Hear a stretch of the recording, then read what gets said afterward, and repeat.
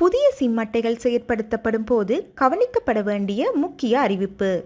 டிஆர்சிஎஸ்எல்லின் உத்தரவின்படி அனைத்து புதிய சிம் செயற்பாடுகளுக்கும் பின்வரும் அறிவுறுத்தலை கட்டாயமாக பின்பற்றுமாறு தொலைத்தொடர்பு நிறுவனங்கள் அறிவுறுத்தப்பட்டுள்ளன.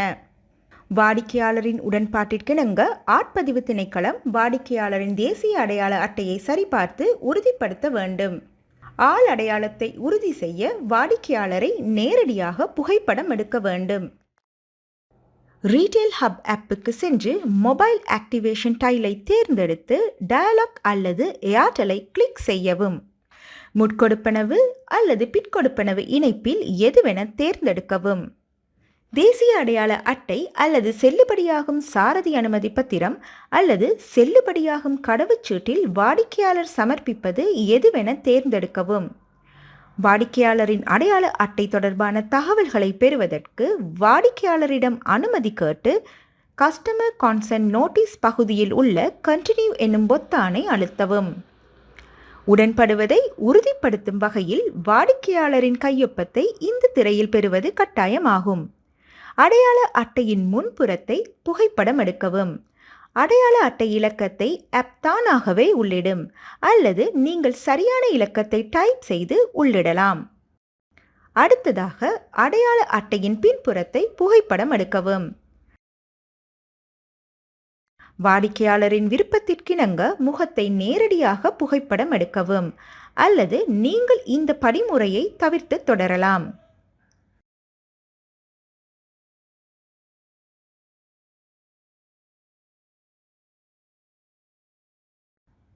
சிஸ்டம் ஊடாக புதிய தொலைபேசி இலக்கத்தை பெறுங்கள். வாடிக்கையாளருக்கு தேவைப்படும் சிம் வகை சிம் அல்லது இ சிம்மில் எதுவென தேர்ந்தெடுக்கவும்.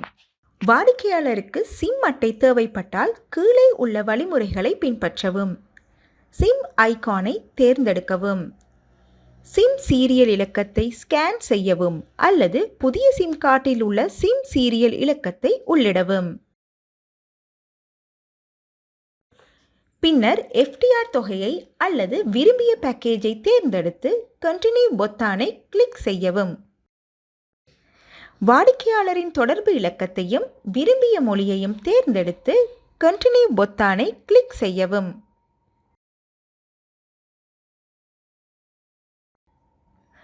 வாடிக்கையாளரின் அடையாள அட்டையில் குறிப்பிடப்பட்டுள்ள முகவரியை தவிர வேறு முகவரியை வழங்க விரும்பினால் டிஃபரண்ட் அட்ரஸ் பொத்தானை அழுத்தி அந்த முகவரியை உறுதிப்படுத்துவதற்கான பில்லிங் ப்ரூஃப் பிரதியை அட்டாச் செய்யவும்.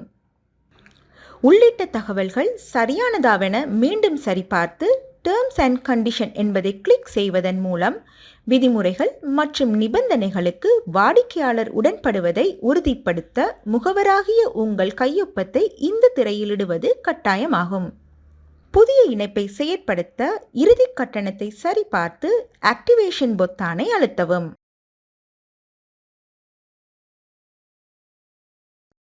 வாடிக்கையாளர்களுக்கு இசிம் தேவைப்பட்டால் கீழே உள்ள வழிமுறைகளை பின்பற்றவும். இசிம் ஐகானை தேர்ந்தெடுக்கவும். சரியான இமெயில் முகவரியை உள்ளிடுவது கட்டாயமாகும்.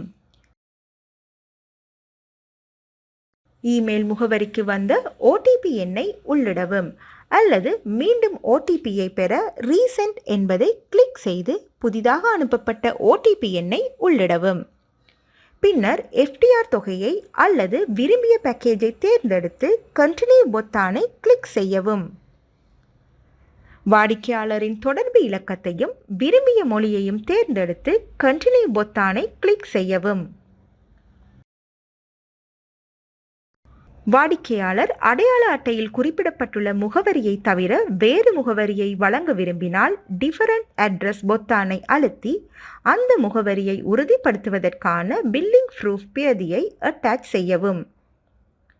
உள்ளிட்ட தகவல்கள் சரியானதாவென மீண்டும் சரிபார்த்து டேர்ம்ஸ் அண்ட் கண்டிஷன் என்பதை கிளிக் செய்வதன் மூலம் விதிமுறைகள் மற்றும் நிபந்தனைகளுக்கு வாடிக்கையாளர் உட்படுவதை உறுதிப்படுத்த முகவராகிய உங்கள் கையொப்பத்தை இந்த திரையிலிடுவது கட்டாயமாகும். புதிய இணைப்பை செயற்படுத்த இறுதி கட்டணத்தை சரிபார்த்து ஆக்டிவேஷன் பொத்தானை அழுத்தவும்.